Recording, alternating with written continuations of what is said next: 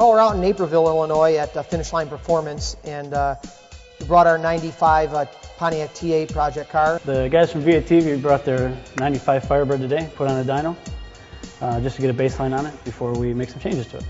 Well, some of the things we want to try to get done today is, like for instance, we'd like to find out where the car is tune-up wise. So with the LT1 edit programs and things like that, we're going to try to peek inside the darkness of a computer and find out exactly what's there. The car they brought to us today has a Vigilante 2800 converter in it.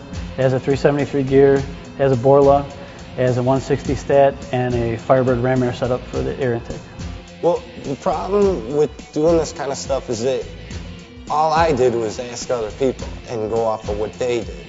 And the people that I asked could have been goofballs for all I know. But you're adding stuff on, and without someone who knows what they're doing saying, you know, why don't you test this, watch that, you're spinning your wheels.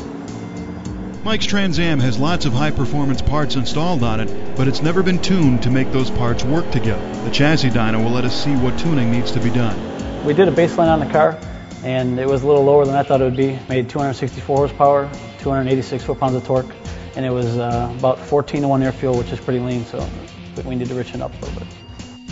When it comes to tuning, it's all about the air-fuel ratio.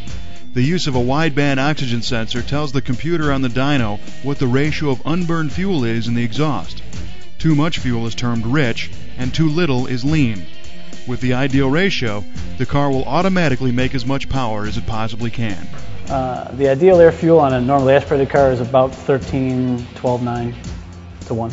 Anytime you change the air intake or the exhaust on a computer-controlled car, it's going to change the fueling that it's required, so it's very important to go in and change that. Some of them end up lean, some of them end up rich, so you have to put on a dyno and see where it's at so you know what you have to change. The danger of running too lean is obviously detonation. If a car doesn't have enough fuel, it's going to detonate, and that could hurt the engine.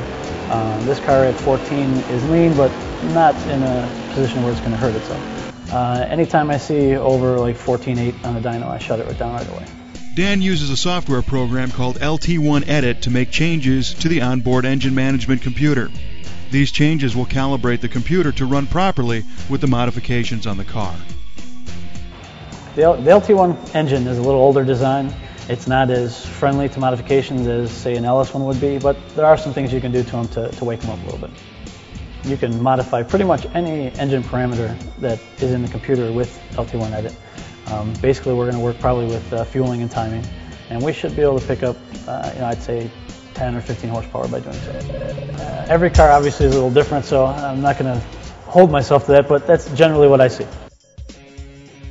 Basically what I did is I took the stock GM program out of it, and with my software I was able to go in and take some torque management out, which is something that when the car spins the tires, it pulls timing away.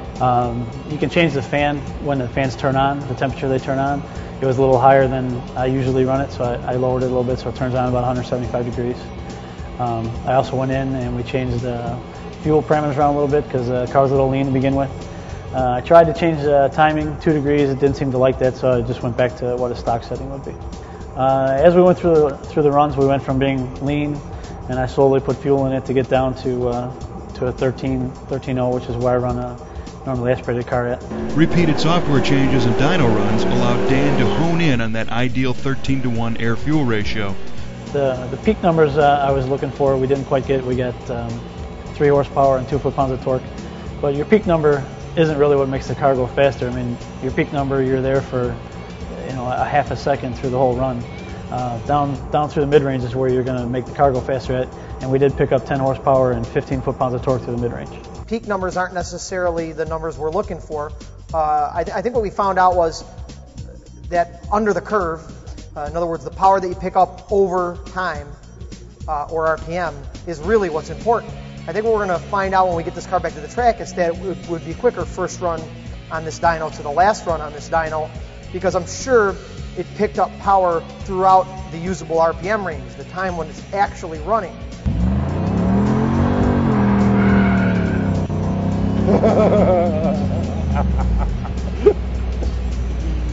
Well, what'd you think? It definitely feels faster. I'd like to get it to the track to see what the numbers are, but it definitely feels faster. Let's see, now that will be the difference. I mean, because we feel things by the noise and the and the sound and all that stuff makes us feel like, whoa, this is faster. But when you go to the track and you see the numbers are a lot. Right. Well, one of the things that we noticed as I got to the paperwork, I was looking, for instance, the before and after at 4,200 RPM. Before it made 170 horsepower at 4,200. After it made 229. I mean, I could be wrong. That's a pretty big jump. Now, so that's why when we see the little increases at peak don't mean anything when you see a big number like that. And also, we looked at the average power increase, and before our average from one end to the other was 219, and now our average is 239. So on average, we picked up 20 horsepower. But that's, remember, at the end it made no more horsepower, and at the beginning it made no more horsepower. So somewhere it probably picked up a bunch, and that's where I showed you that number there. It's bound to go faster. When are we going to the track? I'm ready.